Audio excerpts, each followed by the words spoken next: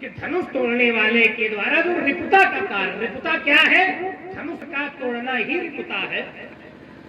गाय शास्त्र भाव अर्जुन ने हरण की, गाय माता है, पूजनीय है, वंदनीय है, अर्चनीय है, कामधेनु है, कामनाओं की पूर्ति करने वाली विशेष गाय है, तो उसका और विशेष उसका सम्मान है। ऐसे ही धनुष भी हमने बताया था दिव्य है, सम्माननीय है, पूजनीय है, विशेष है। उसने गाय को क्षति पहुंचाई और इसने धनुष को पहुंचाई कि नहीं पहुंचाई? तब इसमें फिर भेद क्या है? तो जो रिपुता का कार्य धनुष का तोड़ना है, इसके आधार पर समता की गई है। तो कहा सहस बाहु समसो रिपु मोरा, वो पूजनी गाय को कष्ट देता था, इसने पूजनी धनुष को कष्ट दिया। वहां गाय कल्याण करने वाली, कामनाओं की पूर्ति करने वाली कामधेनु है, यहाँ लोगों का कल्याण करने वाला, लोगों को आपत्ति विपत्ति से, त्रिपुरासुर जैसे राक्षसों से बचाने वाला धनुष है। यहाँ धनुष के माध्यम से कल्याण होता था, वहां गाय के माध्यम से होता था। क्षति पहुंचाने का कार्य है, वही रिपुता का कार्य है, वही शत्रुता का कार्य है, उसी के आधार पर समता है। इसलिए कहा गया सहस बाहु समसो रिपु मोरा। अब लक्ष्मण की बातें ले ले।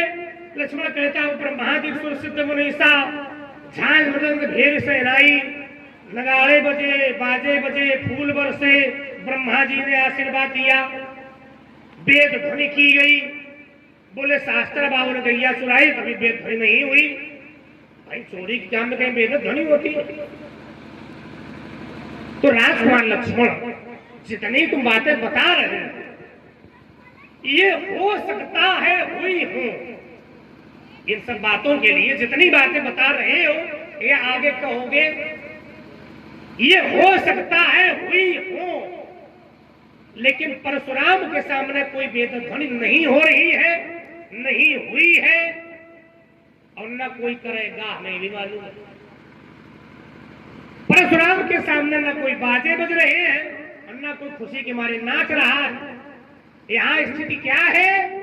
देखत भगुपति वेश कराला, उठे सकल भय विकल भुआला।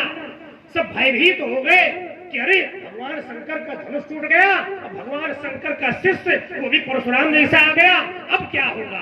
इससे लोग भयभीत हैं। न कोई सुखी है, न कोई जय जयकार कर रहा है, और न कोई नगाड़े बजा रहा है, न कोई फूल बरसा रहा है, और न किसी ने बरसाए। और बरसाए हो तो लक्ष्मण अपने क्रम में बता दे। तो इसलिए उसका जो कार्य है निपुता का, सामाजिक, सांस्कृतिक, धार्मिक धरोहर को क्षति पहुंचाने का कार्य उसने किया है, ये अपराध है। इसलिए वो अपराधी है और अपराध से कुछ नहीं सकता। इसका सीधा प्रमाण ये मिलता है कि अगर कार्य घना अच्छा होता कि ब्रह्मा जी प्रसन्न है, वेद ध्वनि ब्राह्मण कर रहे हैं, तब फिर छुपा काहे रहे?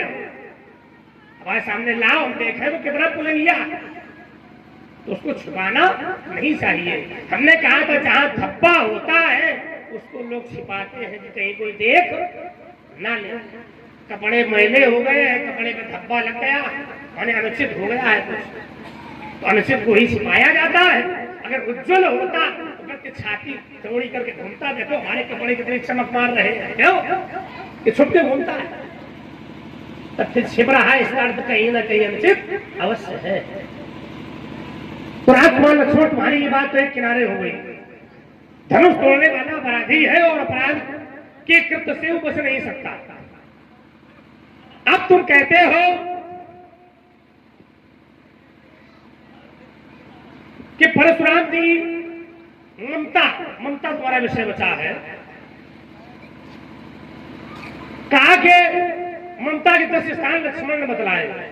कहा जननी जनक बंधु सुत दारा, तन धन भवन सुहृद परिवारा। 10 स्थानों पर ममता पाई जाती है। तो लक्ष्मण ने कहा कि वो जनक माने पिता होता है, और 5 प्रकार के पिता में गुरु भी आता है। तो ऐसे तो माता भी गुरु होती है। बालक का प्रथम गुरु कौन है? बालक की पहली पाठशाला कहाँ है? माँ। माँ से पहले तो कोई पाठशाला होती नहीं है। तो ये अर्थ नहीं है। जैसे 10 स्थान है, ऐसे कहीं कोई 11वां प्रमाण लाओ कि हाँ गुरु से भी ममता होती है, तो तुम्हारी बात को मान्यता दे। 10 स्थान बताए, जननी, जनक, बंध, सुत, दारा। दारा कहते हैं पत्नी को।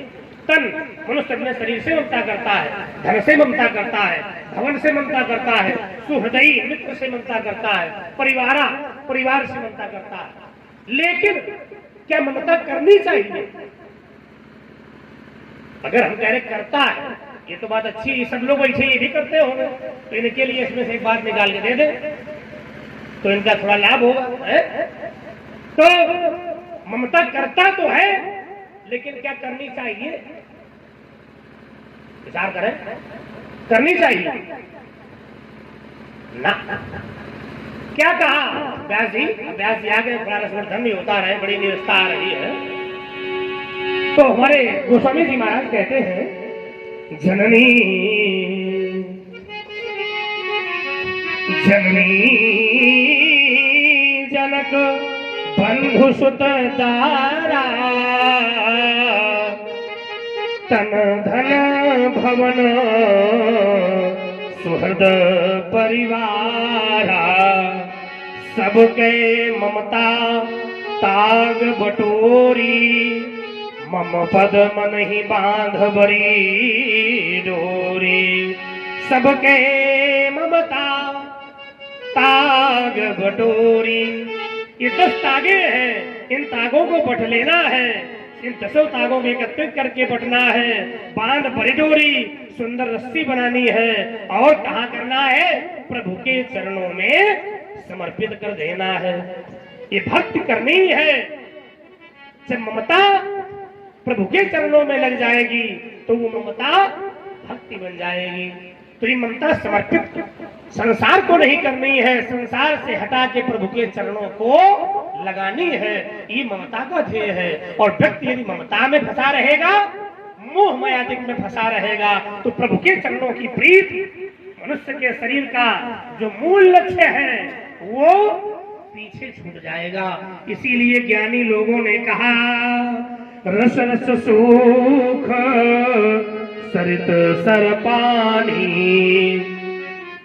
रस रस सुख सरित सर पानी, ममता त्यागी करही जिम ज्ञानी। जैसे रस रस सुख धीरे धीरे सरित सर पानी, तालाबों और नदियों का जब धीरे धीरे सूख जाता है, वैसे ही ममता त्याग कर ही जिम ज्ञानी। ज्ञानी व्यक्ति अपने जीवन से धीरे धीरे ममता का त्याग कर देता है। और आप प्रश्न तुमने कहा परशुराम को ममता है, तो आइए प्रमाण और ले लीजिए। तुमने कहा था श्रद्धा और विश्वास है, हमने कहा था श्रद्धा और विश्वास है, लेकिन ममता नहीं है। ये प्रमाण और ले लीजिए, ममता नहीं है। कैसे नहीं है? ममता क्यों त्यागनी चाहिए? ये भी उत्तर इसी में मिलेगा। और परशुराम को नहीं है, ये भी उत्तर इसी में मिलेगा। एक पंथ दो काज, आइए आपको ले चलता हूं। ममता क्यों त्यागनी चाहिए? ममता त्याग क्यों है? तो हमने कहा था कि संसार अंधेरी रात है, इसमें जो सो जाते हैं उनका जीवन निरर्थक निकल जाता है, और जो योगियों के समान आचरण करता है, ब्रह्म मुहूर्त में उठता है, उसको फल प्राप्त होता है। ये ममता कैसी है? तो कहा, ममता तरुण तमी अंधियारी, राग द्वेष उलूक सुखकारी। ममता तरुण, ममता के लिए 3 शब्द आए। ममता तरुण तमी अंधियारी। तरुण माने गहरी, तमी माने काली, अंधियारी माने रात है, गहरी काली रात्रि का नाम है ममता। और गहरी काली रात किसके लिए अच्छी है? तो कहा, राग द्वेष उलूक सुखकारी। जो राग और द्वेष के उलूक पक्षी है, उलूक पक्षी जिनके जीवन में राग और द्वेष में फंसे हुए हैं, वो इस ममता से इस रात्रि में आनंद लेते। और देखिए, कहा कि अब ये छोड़नी चाहिए, क्यों? गहरी काली रात तो अच्छी नहीं है, ना राग द्वेष अच्छा है, इससे हमें वैराग धारण करना है, तो ममता का त्याग करना चाहिए इस संसार के जीवों के लिए। अब परशुराम के जीवन में ममता नहीं है, तो ये ममता है गहरी काली रात्रि, लेकिन परशुराम क्या है? तो हमारे ग्रंथकार कहते हैं, ते ही अवसर सुनी शिव धनु भंगा, आयु भृगुकुल कमल पतंगा। ते ही अवसर सुनी शिव धनु भंगा, आयु भृगुकुल कमल पतंगा। कमल को खिलाने वाला जो सूर्य है उसका नाम क्या है? परशुराम। अब बताओ, जो सूर्य जहाँ पर है, क्या वहाँ गहरी काली रात्रि हो सकती है? तो गहरी काली रात्रि यहाँ पर नहीं हो सकती। और व्यक्ति के जीवन में भी जब तक ये रहेगी, तब तक जब सूर्य का उदय हो जाएगा तो ये समाप्त हो जाएगी। तब लगी बसत जीव मन माही। ये आप लोगों के लिए कब ममता भगानी है तो कैसे भागेगी, इसका मार्ग है। तब लगी बसती जीव मन माही, जब लगी प्रभु प्रताप रवि नाही। जब प्रभु के प्रताप का सूर्य जीवन में उदय हो जाएगा, प्रभु की कृपा जीवन में हो जाएगी, प्रभु के भक्त की तेज पुंज की एक किरण भी मिल जाएगी, या कह दे रवि सूर्य ही नहीं दीपक ही मिल जाएगा, तो ये अंधियारा दूर हो जाएगा। राम नाम मणि दीप धरी जी है बेहरी द्वार, और तुलसी भीतर बाहर जो चाहसी उजियार। अंधेरा भगाना पड़ेगा, प्रकाश लाना पड़ेगा। लक्ष्मण कहता है कि जो जगत को जड़ कहा गया ये मन की बात है, लेकिन अच्छा राजा, हमने कहा था उसने किसी ज्ञानी से परामर्श नहीं लिया, किसी संत महात्मा से परामर्श नहीं लिया, किसी विद्वान ब्राह्मण से परामर्श नहीं लिया। अच्छा राजा क्या करता है? अच्छा राजा क्या करता है? अपने मंत्रिमंडल से परामर्श करता है, ज्ञानियों से परामर्श लेता है, विद्वानों से परामर्श लेता है, तब तो कोई निर्णय लेता।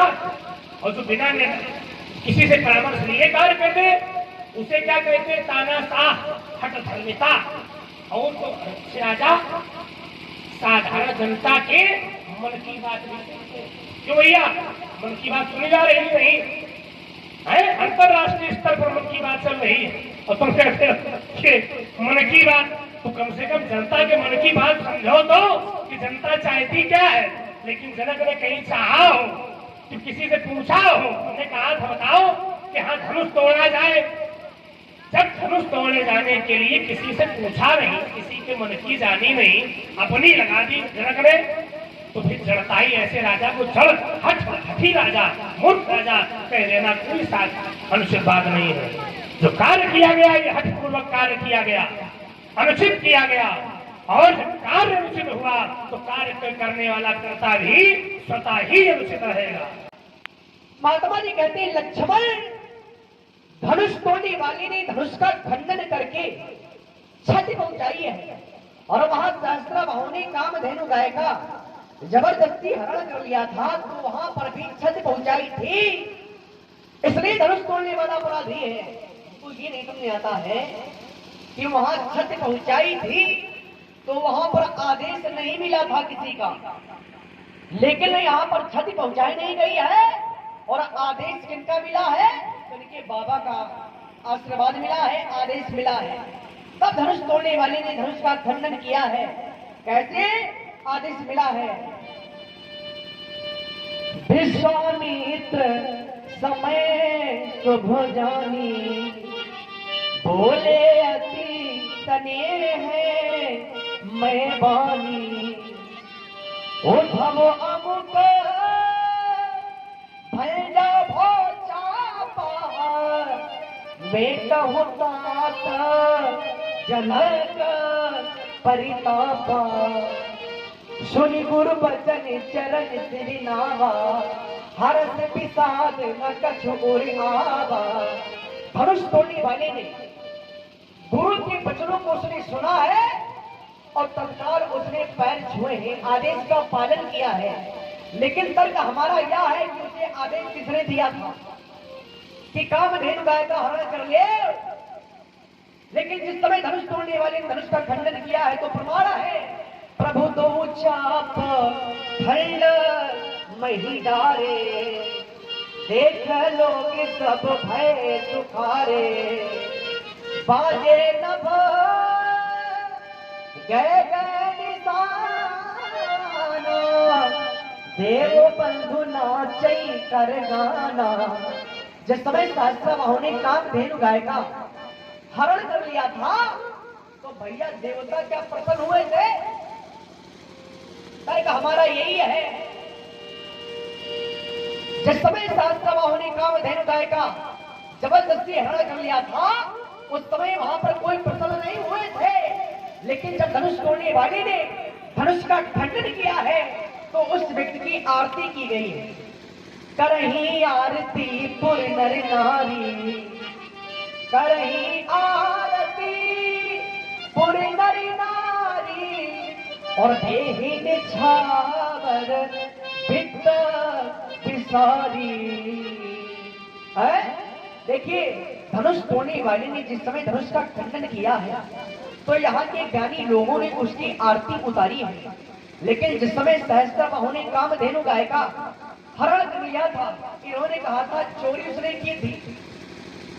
जैसे आप लोग बैठे हैं, आपके सामने से कोई वस्तु हटा दी जाए तो क्या भैया इसको चोरी कहा जाएगा? आप लोग नहीं हैं तब वो कार्य कर दिया जाए तब चोरी है।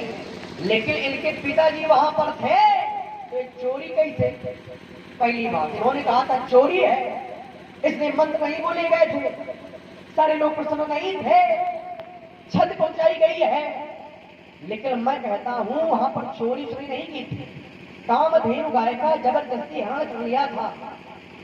उसने पूछा था कि आप ये जो हमारा सम्मान कर रहे हैं ये किसकी कृपा से कर रहे हैं? सहस्त्रबाहु जो है इनके पिता की आश्रम में जा पहुंचा था और इनके पिता ने उसका बहुत सम्मान किया था। लेकिन किसी किसी व्यक्ति को सम्मान अच्छा नहीं लगता है? उसने कहा ये जो सम्मान है किसकी कृपा से आप कर रहे हैं? तो उन्होंने कहा कामधेनु गाय की कृपा से। तो उसने मांगा था और जब नहीं दिया तो उसने छीन लिया था। और जब इस बात का पता महात्मा परशुराम जी को लगा था तो उन्होंने सहस्त्रबाहु को मार डाला था। लेकिन जिस समय धनुष तोड़ने वाले ने खंडन किया है तो क्या वैसे काम किया जैसे उसने किया था? जैसे सहस्त्रबाहु ने किया था वैसे क्या धनुष तोड़ने वाले ने किया है? देखिए, धनुष तोड़ने वाला बहुत अच्छा है। कहते हैं अगर अच्छा है तो धनुष तोड़ने वाले को दिखाया क्यों नहीं जा रहा है? मैं कहता हूं दिखाया नहीं जा रहा है, लेकिन धनुष तोड़ने वाला इस समाज में विराजमान है। राज समाज विराजत रूरे, इस समाज में पूर्ण चंद्रमा के जैसे विराजमान है। और धनुष तोड़ने वाला दूल्हा है, धनुष तोड़ने वाला भैया दूल्हा है। और दूल्हा को पहचाना जाता कि नहीं पहचाना जाता? हमको लगता कभी दूल्हा उल्हा बने हो तब तो जानो पहचानोगे। धनुष तोड़ने वाला दूल्हा है और इस समाज में विराजमान है। और लोग बोल भी रहे कि धनुष तोड़ने वाला कौन है? मुझे कहाई जहां तहां नरी नारी, भजे अमुक शंभु धनु भारी। मुदित माने होता है प्रसन्नता। लोग प्रसन्न होकर के कह रहे हैं कि धनुष तोड़ने वाला अमुक है, लेकिन आप फिर भी नहीं जान पा रहे तो दोषी आप हैं। ये ना कहो कि धनुष तोड़ने वाला अपराधी है। अरे प्रमाण तो दो, कैसी वो अपराधी है, या किसी का प्रमाण दो कि उसके विरोध में है। देखिए, राजा जनक है, जनक की यहाँ पर धनुष टूटा है तो जनक को विरोध करना चाहिए कि नहीं भैया बताओ? अरे मैं कहता हूं माता सुनैना को विरोध करना चाहिए, तुम काहे तीरमास कर रहे हो? माता सुनैना को विरोध करना चाहिए था। अरे जिसके यहाँ पर रखा है उसको विरोध करना चाहिए, लेकिन उन लोगों ने विरोध नहीं किया है। जनक जी की स्थिति क्या है? जनक है वो सुख सो जो भी हाई पैरत थके हा जनु पाई। जनक ने सोच का परित्याग कर दिया है, क्योंकि जनक को सुख की प्राप्त हुई है। अरे जिसका धनुष रखा है, जिसने प्रण किया है, जब वो कष्टित नहीं है तो आप काहे कह रहे हो कि वो अपराधी है? अरे आप होते कौन है? इतने दिनों से धनुष रखा है राजा जनक के यहाँ पर, कभी देखने आए हो? तो भैया इतने दिनों से धनुष राजा जनक के यहाँ पर रखा है, अब तो बड़ी आस्था दिखा रहे हो, बड़ी श्रद्धा दिखा रहे हो। अरे इसके पहले आ जाते जनक के यहाँ पर, लेकिन नहीं आए। अरे मैं कहता हूं धनुष जो है भगवान शंकर का है, तो शंकर जी को आना चाहिए था, माता पार्वती जी को आना चाहिए था, गणेश जी को आना चाहिए था, रिद्धि सिद्धि को आना चाहिए था, लेकिन कोई नहीं आया।